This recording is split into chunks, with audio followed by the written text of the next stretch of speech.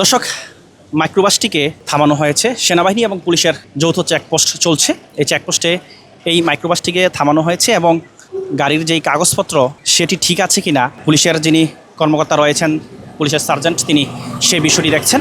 গাড়ির যিনি চালক রয়েছেন তিনিও রয়েছেন, তার ড্রাইভিং লাইসেন্স থেকে শুরু করে গাড়ির ফিটনেস ঠিক আছে কিনা সেগুলো দেখছেন পুলিশের যিনি রয়েছেন দায়িত্বে। আর এটা ওইটা না, কাপড় ধোয়ার একটাই সলিউশন, চাকা অল ইন ওয়ান। মামলা দেওয়া হয়েছে, আপনারা দেখতে পাচ্ছেন।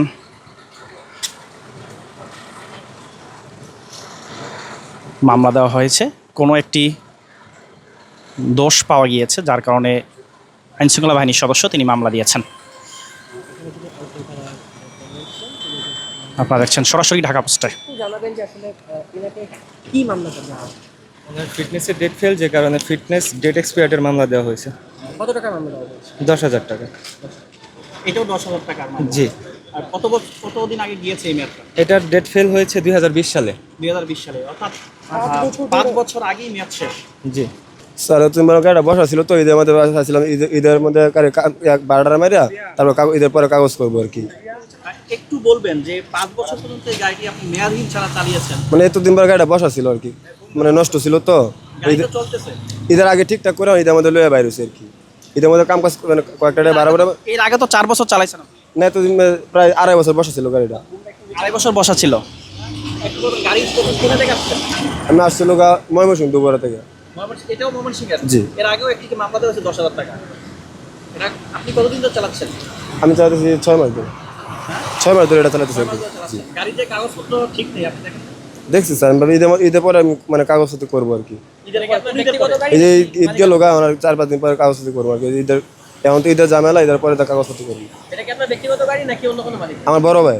আপনার বড় ভাই? জি। এখন যে 10,000 টাকার মামলা আপনি খেলেন, কেমন লাগছে আপনার কাছে? অনেক খারাপ লাগতেছে, অনেক খারাপ লাগতেছে। একটু বলবেন যে এই যে ইচ্ছে করে কি আপনি মামলাটা খেলেন নাকি আরো খেয়েছেন মামলা এর না আগে? না, এটাই প্রথম। এটাই প্রথম। কত টাকা করে ভাড়া নিয়েছেন তাদের কাছ থেকে? 400 টাকা করে। কতদিন যাচ্ছে? 7 জন আছে। দর্শক, এই গাড়িটিকেও 10,000 টাকার মামলা দেওয়া হয়েছে। ময়মনসিংহ থেকে এই গাড়িটি এসেছে রাজধানী ঢাকাতে।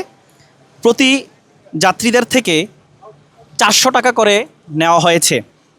এই গাড়িটি 5 বছর আগেই ফিটনেসবিহীন, অর্থাৎ 5 বছর আগেই এই গাড়িটির যে মেয়াদ ছিল সেই মেয়াদ চলে গেছে। এরপরে আর কোনো নবায়ন করা হয়নি, যার কারণে আইনশৃঙ্খলা বাহিনীর সদস্যরা এই গাড়িটির বিরুদ্ধে অ্যাকশন নিয়েছেন, অর্থাৎ মামলা দিয়েছেন 10,000 টাকার।